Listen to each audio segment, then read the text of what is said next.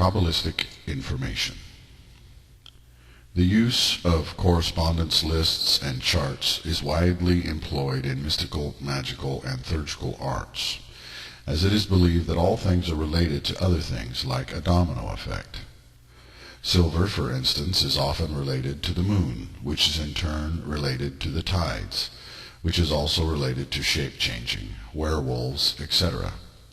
In this way, ritual employs symbolic items that correspond to greater things in order to invoke those greater things. The primary source of information in this correspondence chart is the book Keys to the Kingdom, Jesus and the Mystic Kabbalah by Majin Gonzalez Whippler, paperback, November 1, 2004. Many things in this chart are different, in that all was checked with spirit and some astrological correspondences have been replaced with color correspondences, as in stones that correspond to the color of the Sephiroth. The divine names are significantly altered to reflect a monotheistic unity within Urianism.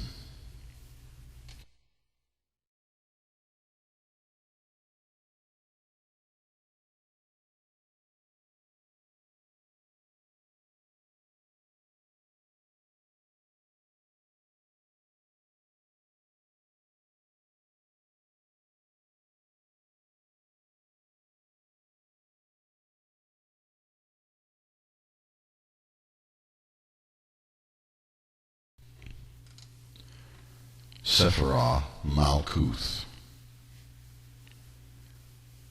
Title: The Kingdom. Divine name: El, from Samaritanism. Archangel: Sandalphon. Angelic order: Isham, blessed souls of the righteous.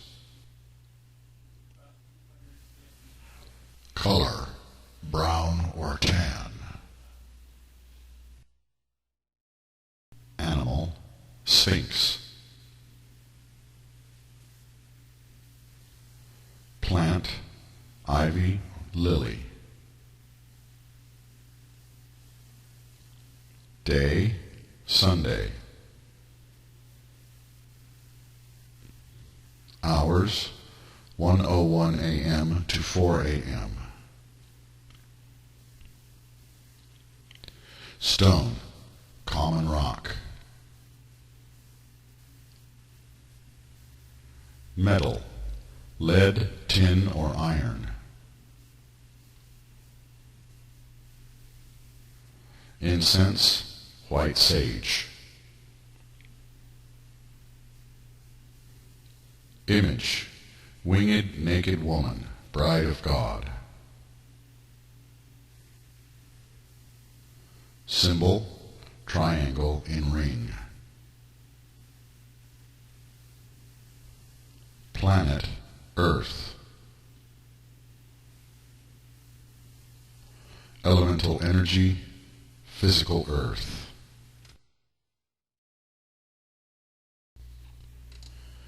Sephiroth Yesod. Title: Foundation. Divine name: Allah, from Islam. Archangel: Gabriel, man god or strength of God. Angelic order: angels, cherubim. Color: indigo, violet, or purple. Animal: Pegasus. Plant: Damiana, mandrake. Day: Monday. Hour: 4:01 a.m. to 7 a.m. Stone: amethyst or moonstone. Metal: silver. Incense, jasmine. Image, open doorway. Symbol, winged disk. Planet, the moon and Neptune. Elemental energy, physical air.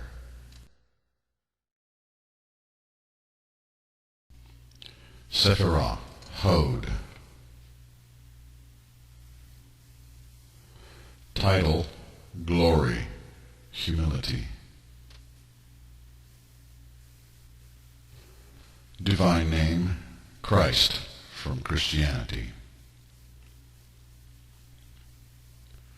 Archangel, Raphael, healer from God. Angelic order, Beni Elohim, sons and daughters of God. Color, neon orange. Animal, bull, winged man bull. Plant, laurel. Day, Tuesday. Hour, 7:01 a.m. to 10 a.m. Stone, fire opal.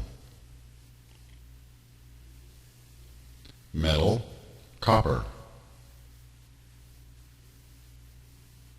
Incense, storax. Image, rising sun. Symbol, diamond in a circle. Planet, Mercury. Elemental energy, physical fire.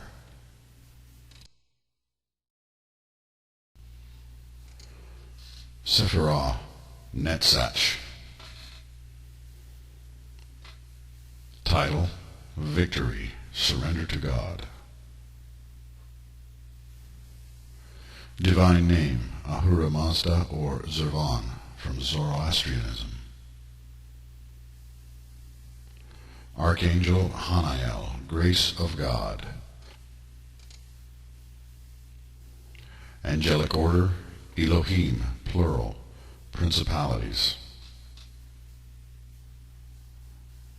Color, green. Animal, leopard or eagle. Plant, rose. Day, Wednesday. Hour, 10:01 a.m. to 1 p.m. Stone, emerald, peridot, or jade. Metal, bronze. Incense, sandalwood. Image, lamp, lantern, or candle. Symbol, square in a circle. Planet, Venus. Elemental energy, physical water.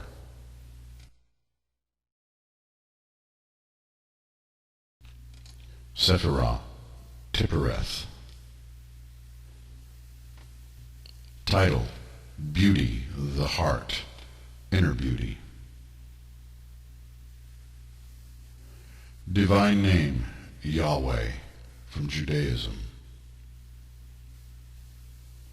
Archangel, Michael, Emmanuel, Yeshua, God is with us. Angelic order, kings, virtues, Malachim. Color, yellow gold, sunset pink. Animal, lion. Plant, acacia, laurel, holly. Day, Thursday. Hour, 1:01 p.m. to 4 p.m. Stone, amber or yellow topaz. Metal, gold. Incense, frankincense. Image, dove and tongue of fire. Symbol, star-cross of golden pink light. Planet, the sun, Utu Shamash. Elemental energy, physical light, solar light.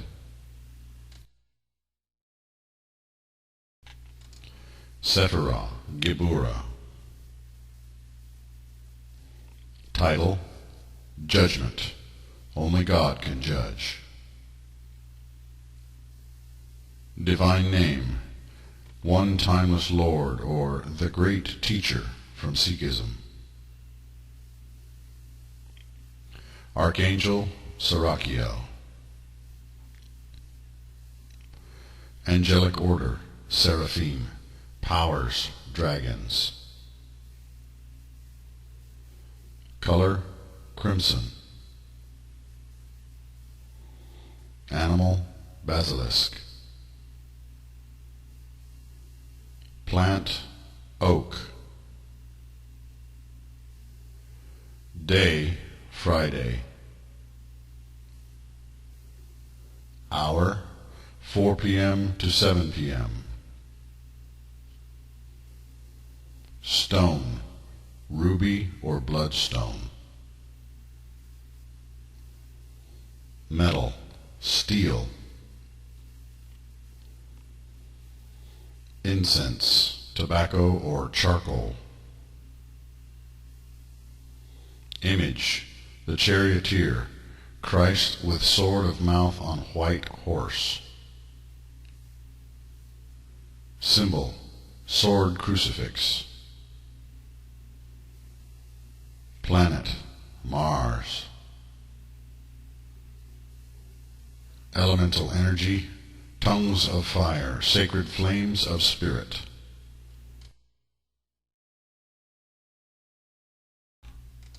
Sephiroth, Chesed. Title, Mercy, Grace. Only God can know the heart. Divine name, Baha, from Bahai. Archangel, Zadkiel, Prince of Justice, Mercy of God. Angelic Order, Dominions, Brilliant Ones, Hashmalim. Color, royal blue. Animal, unicorn. Plant, shamrock or olive. Day, Saturday. Hour, 7:01 p.m. to 10 p.m. Stone, blue sapphire. Metal, electrum. Incense, cedar. Image, crucifixion, crucified king. Symbol, tetrahedron. Planet, Jupiter. Elemental energy, living water. Sephiroth, Bina. Title, Understanding. Lean not on thy own understanding. Divine name, Tao, Jade Emperor, nurturing mother from Taoism. Archangel Zadkiel, contemplation of God.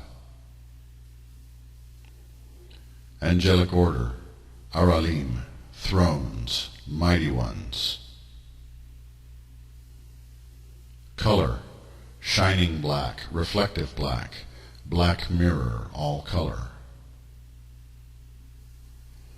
Animal woman. Plant cypress or poppy flower. Day none. Hour 10:01 p.m. to 11 p.m. Stone obsidian. Metal cobalt. Incense civet or myrrh. Image matronly woman, veiled woman in black. Symbol the golden female symbol. Planet Saturn. Elemental energy crystalline earth. Sephiroth Chokmah. Title Wisdom. The wisdom of man is foolishness to God. Divine name Haneulium. Chendoism Nongak. Archangel Raziel, secret of God. Angelic order cherubs, Ophanim, the wheels. Color gray. Day none. Hour 11:01 p.m. to 12 a.m. Animal man. Plant amaranth. Stone aquamarine. Metal platinum. Incense musk. Image gray-robed bearded man with staff. Symbol golden male symbol. Planet Uranus. Elemental energy breath of God. Sephiroth Kether. Title The Crown. Truth will set you free. Divine name I am that I am, the One. Archangel Metatron, one like unto God, the true Mithras. Angelic order Chayoth Ha-Kadesh, the holy living creatures. Color blue-white or opalescent. Day leap year. Hour 12:01 a.m. to 1 a.m. Animal none. Plant almond flower. Stone diamond. Metal uranium. Incense ambergris. Image androgynous being of light on throne of light.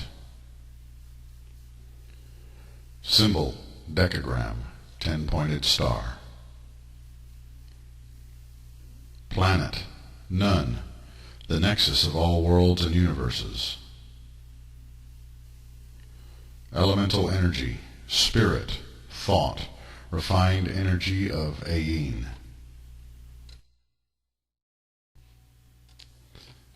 Pictures, symbols, and diagrams. Now in this section I'm going to speak a little extemporaneously instead of just reading what is here, just to give a little bit of extra explanation for the symbols and for the illustrations. The first one you see is the Eternity Cross, the balance, the bond between heaven and earth, on Ki, which is Sumerian for heaven, earth. It is also referred to commonly as the Durang Ki, which means in Sumerian the bond between heaven and earth. The triangle with the eye in it, which has the sword, the scepter, and the staff, is also a balanced symbol. It's the unity of the three pillars in balance. The sword is severity, the staff is merciful, the scepter is equity, and the eye of God, the One, is what is in the center. The lightning stands for justice, the tear stands for compassion, and the three rays are truth, wisdom, and understanding. The next symbol, the moth to the flame. This is a very specifically Urian symbol in that it is meant to symbolize how a Urian looks to and strives for God, the flame of God. But in this symbol it also represents that the moth drawn to the light, its physical form sacrificed that its spirit might fly free and become one with the light of God. Basically, what this is saying is that spiritual life is not compatible with physical life. And as you draw closer and closer to the source of light, the source of true life, the physical body is less and less able to handle it, and is eventually burned up or discarded. And this is a Gnostic concept being conveyed in this symbol. Next in the book we have the archangelic seals and sigils. Now I've included the seals and sigils for the archangels in the Kabbalistic video, and I'm not going to go over them again here, but I would like to go over a couple of symbols that are not in that video, and the first one you see here is the seal of the supernals, the triune. This is the three Sephiroth of Kether, Shokma, and Bina. Now these are considered the unmanifest Sephiroths, the ones that are not physically manifested in our universe or our galaxy. And this is the symbol for that trio, as it were. And the seal of Emmanuel is the symbol for the seven lower Sephiroth of the tree, which is Chesed, Geburah, Tiphereth, Netzach, Hod, Yesod, and Malkuth. And together they form one symbol that stands for Emmanuel, which is God is with us. And then the next one you see is the seal of Uriel. Now, Uriel is not featured in the Kabbalistic tree of life because, according to Spirit, Uriel is the light that permeates all of the Sephiroths and all of Emmanuel. So he's there everywhere, but not represented specifically in the tree of life. The next illustration I'd like to talk about is on page 543 of the Elyon, and this is basically a diagram showing you the basically a very quick, easy reference chart for the cosmology of Urianism. You have the emanations from the transuniversal that go through the three veils of Kabbalah into Metatron, the solar door. From that emanates Zafkiel and Raziel. From those three emanate Zadkiel, Hanael, Sandalphon, Michael, Gabriel, Raphael, and Sarakiel. And as you see in the illustration, Avalon is like the just above earth, which would be synonymous with Yesod, and then Gehenna, of course, is the underworld of earth, or the nasty hell of earth. And then as you see below, the diagram represents the negative aspects of personality and what they lead to: the militarism and fascism, sensualism, materialism, nihilism, selfism, ego religion, which, boy, we see a lot of that these days, secularism and humanism. These all lead to the abyss of Doth, which is Doth is the symbol of knowledge without faith, wisdom, or understanding. Knowledge in and of itself is a black hole. It leads to only itself, and it leads in this case to reincarnation, which is the great Satan. The next illustration gives you kind of a visual of how the vanities work. In this one, we have Ishtar, is labeled as the vanity, one of 360 traditionally. And this being is a collective of all the little beings below, and they are connected to this vanity. And these lines, you can think of those as what the book describes as tentacles, connecting the person to their vanity. Now, when someone tries to change the way they look at God and religion and tries to change the way they live their life, or in other words, tries to change the God of their heart, that tentacle will snap, and that person will be broken free of that vanity. However, in the next illustration, you'll see that you have a person with a unplugged soul. The tentacle has snapped. You have a being without an overmind, without a puppet master, so to speak. And this puts the person actually in a very precarious position, because now they can go just about anywhere and do about anything. And you see by this illustration that if they choose to take the steps up to Doth and thereby seek service with a different vanity, in other words, they say they change from the Babylon vanity to the beast. It's still a vanity, and it still leads to Doth, and it still leads to reincarnation, and they're still coming back. Okay? Or they can take the other step, try to take the leap of faith over Doth, which requires a leap of faith, and then seek union with an archangel. And then they can slowly, according to the book, they will slowly be naturalized as citizens of the solar realms and eventually work their way more towards heaven. And we as Urians seek a slightly different way of doing this. In this illustration, it shows the solar gate, which is referred to in the Orphic Mysteries, which leads to the top symbol, which is really just a symbol for the black hole at the center of galaxy where Metatron sits. It's the doorway to the infinite, to the unmanifest, to the nexus, if you will. And what this person is going to do in the illustration is climb the middle path, which is the path of Urianism. And by doing so, that person's string will be attached to Uriel. Uriel is the overmind, if you will, of Urianism. And Uriel is the guardian of the middle path. The next illustration is the realms of the earth/world, which is basically what you would consider the local area of heavens and hells that most human beings are subject to. The realms of the world are 9, and they are the heart or earth spirit realm, Abaddon or the realm of undeath, the glooms or pit of darkness or woe, Gehenna or the valley of the shadow of death, the world, the earth soul realm or Avalon, the earth, the material veil or the realm of mankind,